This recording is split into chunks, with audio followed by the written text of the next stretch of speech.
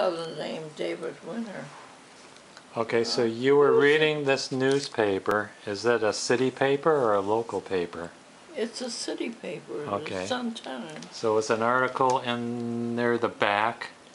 There was an article about a David Winter, and the name was very familiar. I remember as growing up that this picture was in our family album. But when did this article show up? When is that newspaper article dated? I can't find the date on here. Oh, wait a minute, there is, but it's in the corner on a dark background. I can't read it. It says Thursday, February 28, 2008. So that was 9 years ago. So 9 years ago, you saw this article in the paper with the name Winter in it, and that prompted your memory from what year?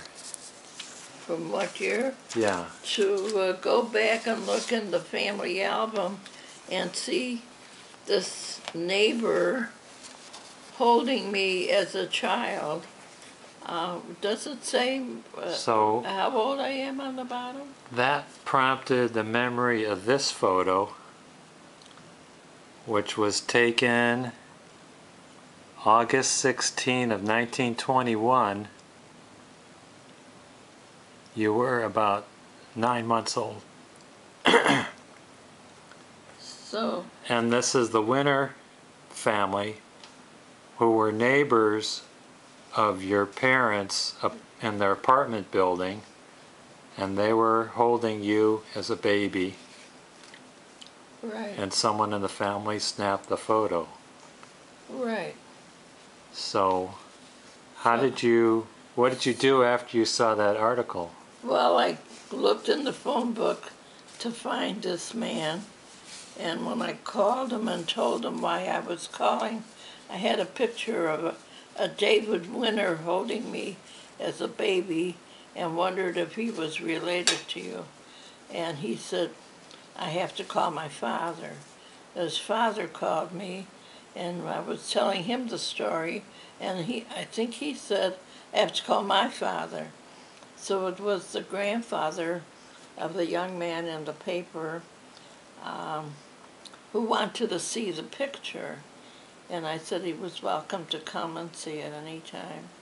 When he did, he didn't want to wait any time at all.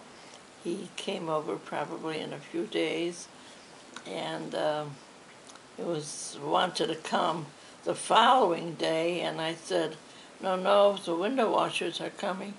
And he says, no, forget about it, it's going to rain anyway.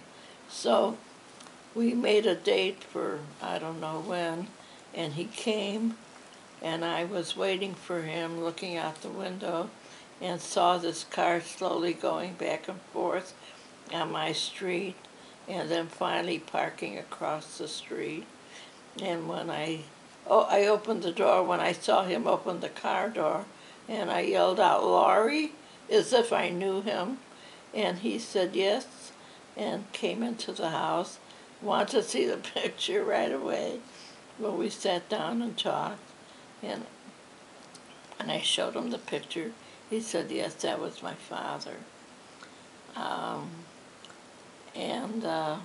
I gave him the picture reluctantly at first, but then I was comfortable in giving him the picture because it would mean me running out to make a copy, and if he would do it, make a copy and send me back the original, that would be fine. But my daughter was up in arms that I let this man into my house without knowing who he was or where he came from, and especially to give him something that I had in the family album, not being sure I'll ever get it back. But I reassured her everything would be fine, and it was.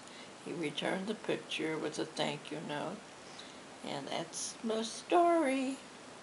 That's not the first time you were done some highly detailed detective work.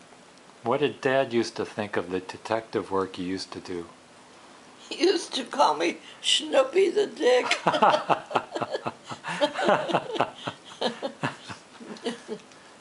And here we have, there's another article in this letter. This is Lawrence Winter, Yeah, the obituary for the man who came to the house. He passed away May 26th of 2010. So the timing was good. You might have missed that opportunity to share that photo with their family. Right. People didn't take a lot of pictures back then. They probably don't have many family photos.